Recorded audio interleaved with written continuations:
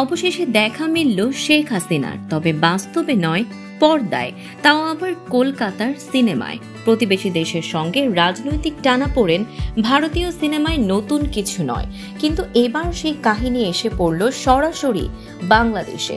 টলিউডের বহুল আলোচিত cinema রক্তবীজের sequel রক্তবীজ 2 এর টিজারের শুরুতেই দর্শককে নিয়ে যাওয়া হয় জুলাই অভ্যুত্থানের পরবর্তী সময়ের প্রেক্ষাপটে। ভয়েস ওভারে শোনা যায়, যতবার ভারত বাংলাদেশ কাছাকাছি এসেছে ততবার মাথাচাড়া দিয়েছে উগ্র সন্ত্রাসবাদ। এরপরই আসে নারী কণ্ঠের আরেকটি বিপরীতমুখী সংলাপ, কোথাও যা সন্ত্রাস, অন্য কোথাও হয়তো সেটাই সংগ্রাম। এই সংলাপগুলো থেকে ইঙ্গিত মেলে রক্তবীজ 2-এ বাংলাদেশ একটি বড় ভূমিকায় থাকছে, আর সেটাই প্রমাণ করে টিজারের এক ঝলক, যেখানে দেখা যায় শেখ হাসিনার চরিত্রে সীমা বিশ্বাসকে। রাজনৈতিক নেতার ভূমিকায় আছেন ভিক্টর বন্দ্যোপাধ্যায়।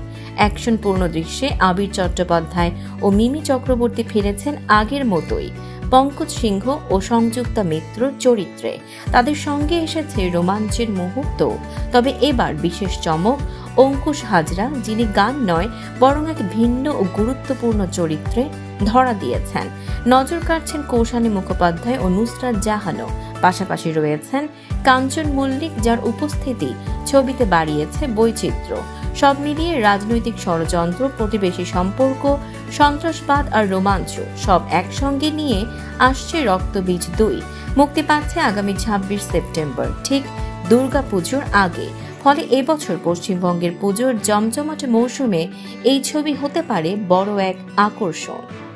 দর্শক, এমনই সব চমকপ্রদ খবর পেতে ফলো করুন আমাদের ফেসবুক পেজ CB24 TV এবং সাবস্ক্রাইব করুন YouTube channel CB24 TV official.